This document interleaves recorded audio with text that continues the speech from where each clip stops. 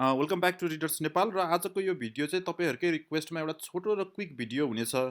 मैले यस च्यानलमा विगतका केही महिनाहरूमा क्लास 10 एससी कम्प्युटर साइन्सलाई टार्गेट गरेर क्युबेसिकका धेरै भिडियोहरू बनाएको थिएँ है, त्यो जसमा चाहिँ सब प्रोसिड्युर फङ्सन फाइल ह्यान्डलिङ सबै भिडियो बनाएको थिएँ भने क्युबेसिक विन्डोज 10 मा कसरी टाइप गर्ने, कसरी त्यो प्रोग्राम रन गर्ने भन्ने कुरा चाहिँ मैले त्यो सफ्टवेयर चाहिँ इन्स्टल गरेर चाहिँ देखाएको थिइनँ भने तपाईँहरू धेरैले के भन्नुभएको थियो भने कसरी विन्डोज 10 मा QB64 इन्स्टल गर्ने भन्नुभएको थियो। खासै त्यस्तो डिफिकल्ट काम त केही छैन, तैपनि एकचोटि सर र तपाईँहरूलाई म गाइड गरिदिनेछु है त।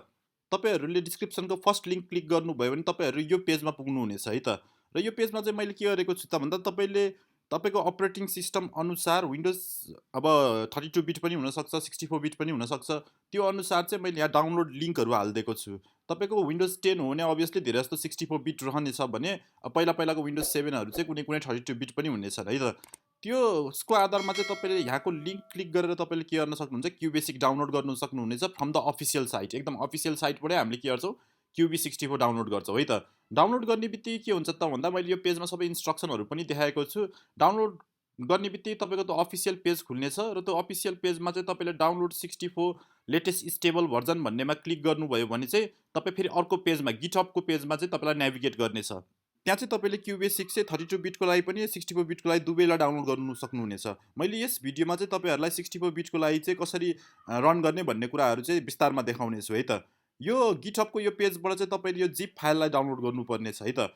जिप फाइल डाउनलोड गर्नुपर्नेछ। डाउनलोड गरिसकेपछि त्यो जिप फाइललाई चाहिँ तपाईँले के गर्नुपर्ने हुन्छ, कतै अब डेस्कटपतिर वा कुनै फोल्डरमा चाहिँ तपाईँले के गर्न सक्नुहुन्छ, एक्सट्र्याक्ट गर्न सक्नुहुन्छ है त। त्यो जिप फाइल डाउनलोड भइसकेपछि तपाईँले एक्सट्र्याक्ट गर्नुभयो भने तपाईँको एउटा फोल्डर चाहिँ तपाईँले त्यो एक्सट्र्याक्ट गरेको लोकेसनमा एउटा फोल्डर बन्नेछ र त्यो फोल्डरमा चाहिँ के छ त भन्दा डिफ्रेन्ट डिफ्रेन्ट धेरै फाइलहरू छ भने QB64 एप्लिकेसन लेखेको तपाईँले ओपन गर्न सक्नुहुनेछ है त।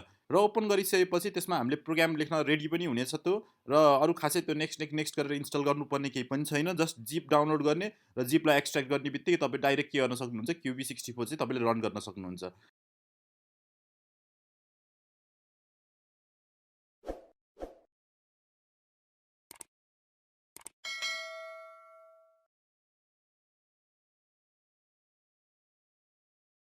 तर कसै कसैको कम्प्युटरमा के हुन्छ त भन्दा जिप एक्सट्र्याक्ट गर्ने सफ्टवेयर नहुनसक्छ कि है। हुन त अब बाई डिफल्ट पनि त्यो जिप एक्सट्र्याक्ट भइहाल्छ होला विन्डोज 10मा है। तैपनि अब इनकेस तपाईँकोमा जिप एक्सट्र्याक्ट हुन मानेन भने तपाईँले विनजिपलाई चाहिँ के गर्नुपर्ने हुन्छ, विनऱ्यार भन्ने एउटा सफ्टवेयर चाहिँ इन्स्टल गर्नुभयो भने त्यसले तपाईँलाई के गर्छ, एक्सट्र्याक्ट गर्न मद्दत गरिहाल्छ। त्यो विनऱ्यार पनि डाउनलोड गर्नको लागि चाहिँ मैले तपाईँलाई यो पेजको लास्टमा एउटा लिङ्क दिएको छु, त्यहाँ क्लिक गरेर तपाईँले विनऱ्यार इन्स्टल गर्न सक्नुहुन्छ यदि तपाईँको चाहिँ त्यो जिप चाहिँ एक्सट्र्याक्ट हुन मानेन भने है त। र यसरी चाहिँ हामीले के गर्न सकिन्छ, QB64 चाहिँ हामीले विन्डोज 10को अपरेटिङ सिस्टममा सक्सेसफुल्ली रन गर्न सकिन्छ है त। र आजको यो भिडियो क्विक भिडियो भयो। आजलाई यति नै गरौँ, फेरि नेक्स्ट डे म अर्को भिडियोहरू बनाउनेछु है त। Bye bye everybody.